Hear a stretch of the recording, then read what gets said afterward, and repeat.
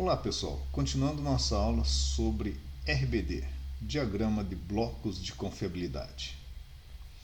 Agora nós vamos verificar as configurações dos sistemas, como que eu associo os sistemas de confiabilidade de cada componente ou cada máquina para um sistema mais complexo, maior.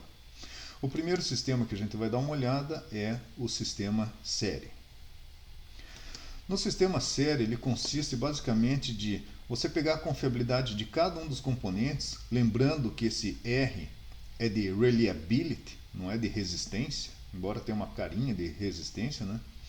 Mas ele é associado à confiabilidade de cada um dos componentes em série como se fosse numa cadeia, como se fosse numa corrente.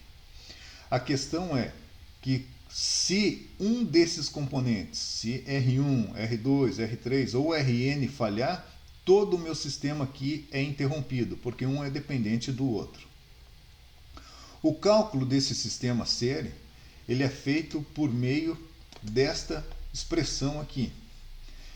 Reliability, né, resistência de um sistema, confiabilidade de um sistema série, igual I igual a 1 até N de R de I, onde N é o número de subsistemas ou componentes e R de I é a confiabilidade do enésimo componente. Para o cálculo do tempo médio para falha, eu posso calcular num sistema onde a taxa de falha seja constante. Taxa de falha constante é uma exponencial. Taxa de falha constante, lembrando da curva da banheira, é quando nós temos o período de vida útil. Ou seja, a taxa de falha independe do tempo, ela permanece constante ao longo do tempo. Não a confiabilidade, e sim a taxa de falha, que a confiabilidade sempre será em função do tempo. Então, para isso, a confiabilidade do sistema, em função do tempo, vai ser E elevado a menos lambda, que é a taxa de falha, vezes o tempo que eu quero realizar esse cálculo. Ou, para um sistema série, eu vou ter que o tempo médio para falhar vai ser o inverso da somatória de igual a 1 até n da taxa de falha variando em i. É isso que a gente calcula. Algumas características importantes para a gente verificar de um sistema série é que, num sistema série, no máximo, a confiabilidade desse sistema vai ser igual à confiabilidade do componente com menor confiabilidade. Então, se eu tenho vários componentes associados em série, o resultado do meu sistema sempre será inferior ao menor valor de confiabilidade de cada um dos componentes. Ou seja, quanto mais componentes associados em série, menor é a confiabilidade do meu sistema. Isso a gente pode perceber nesse gráfico aqui. Com um componente, a minha confiabilidade ao longo do tempo se comporta como essa linha azul. Agora, se eu tiver 300 componentes associados, a minha confiabilidade se comporta como essa linha verde clara aqui. Ou seja, a minha confiabilidade cai rapidamente à medida que vão aumentando os termos que eu tenho associados em série. Vamos ver um exemplo. Um exemplo, eu tenho duas bombas diferentes e as duas são necessárias para o funcionamento do sistema. Então entra naquela configuração. Pô, eu tenho essas duas bombas ligadas aqui. Essas bombas, aparentemente, elas estão ligadas em paralelo, tá? Uma ao lado, uma paralela à outra fisicamente.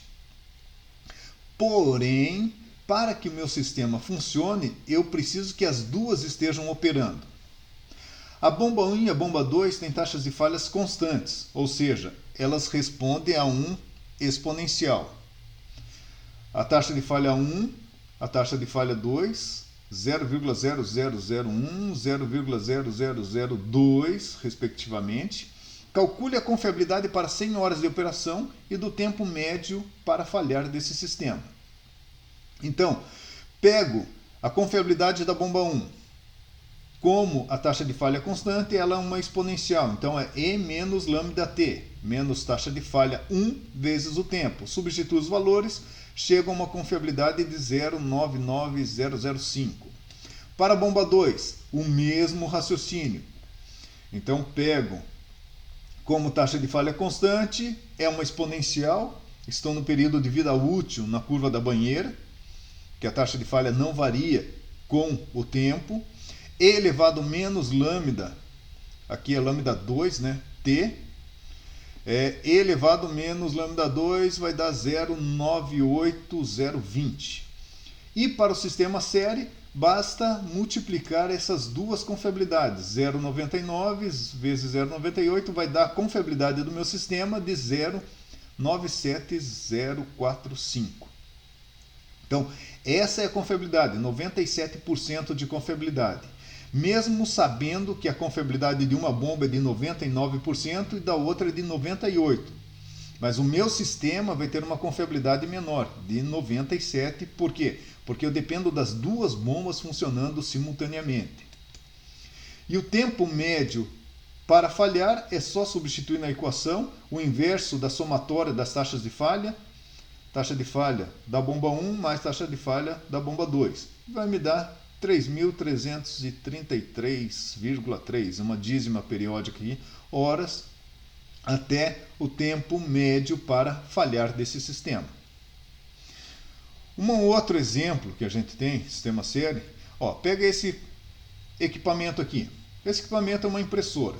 Tem a bandeja de papel, tem o fusor, o conjunto do tambor, saída de papel. Tenho todos os componentes aqui. No total, 16 componentes que compõem essa impressora. E esses 16 componentes precisam estar funcionando para que a impressora funcione. Caso um deles falhe, a minha impressora já não cumpre a função requerida. Então, numa associação série, como que eu faria no diagrama de blocos de confiabilidade? Eu vou ter a confiabilidade do laser, a confiabilidade do defletor, confiabilidade da fonte do laser, do espelho, da estação de sobreposição e assim por diante, de todos os 16 componentes avaliados. Esses 16 componentes têm que funcionar para que a impressora cumpra a sua função requerida. Caso um deles venha a falhar, toda a impressora falha. Então eu preciso saber da confiabilidade de cada um desses blocos, de cada um desses componentes, desses subsistemas, para saber a confiabilidade do sistema como um todo.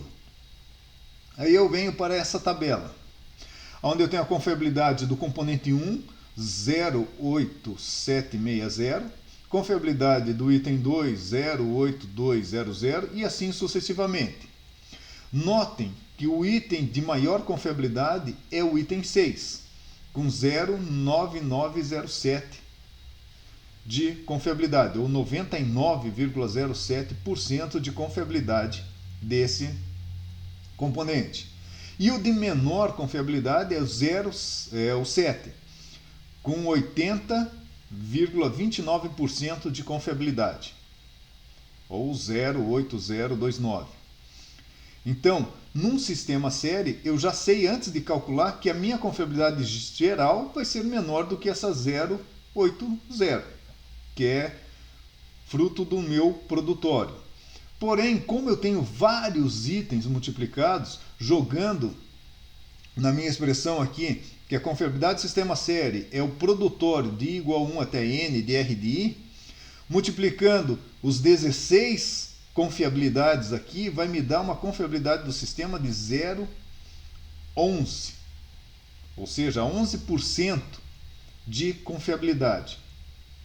Então, se é 11% de confiabilidade, eu tenho 89% de chance de falha desse equipamento nesse período pré-estabelecido. Agora, para que o sistema tenha uma confiabilidade de no mínimo 80%, o que eu tenho que fazer? Eu inverto aqui, substituo na expressão, então eu preciso de 80%, é o resultado que eu quero. Qual que é a confiabilidade de cada um dos componentes que eu preciso ter? No mínimo, a confiabilidade de cada componente tem que ser de 0,9861. Ou seja, a confiabilidade mínima de cada componente tem que ser de 98,01%. 61%. O único componente que atende esse requisito é o componente 6. Se eu estiver trabalhando com projetos de máquinas, projetos de sistemas, de linhas de produção, com a confiabilidade de cada um dos componentes, de cada um dos equipamentos, eu vou trabalhar que eu preciso melhorar todos os outros componentes, ou com redundâncias, ou melhorar o fornecedor, melhorar o tipo de fabricação, o modelo, para que a confiabilidade intrínseca de cada um deles seja superior a 0,98. Com isso, eu atingiria uma confiabilidade de 80% desse sistema. E é isso que a gente vai... E é para isso, né, que servem esses estudos de RBD, para você certificar que essa confiabilidade vai ser atingida, antes mesmo de colocar o processo em operação e sabendo qual o ponto elo da tua corrente. Seguindo o nosso estudo de diagramas de blocos de confiabilidade, agora vamos dar uma olhada no sistema paralelo. No sistema paralelo, diferente do sistema série, onde todos fazem parte de um elo, de uma corrente, aqui no sistema paralelo, basicamente, cada componente é uma corrente. Então eu tenho confiabilidade do componente 1, do componente 2, do 3, do N. Cada um deles tem capacidade de suportar o sistema. Ou seja, se um estiver funcionando e o 2 falhar, o 1 mantém. Se o 3 falhar também, o 1 mantém. Se todos falharem e ficar só um componente aqui, ele continua mantendo o sistema em funcionamento. Todas as unidades do sistema são ativas e compartilhando a carga. Ou seja, todas elas estão ligadas constantemente. Essa é a configuração paralela. A expressão que representa ela, a equação, a confiabilidade do sistema paralelo, que é a função do tempo também, é igual a 1 menos o produtório de igual a 1 até n de 1 menos RI, onde RI é a confiabilidade do enésimo componente e n é o número subsequente.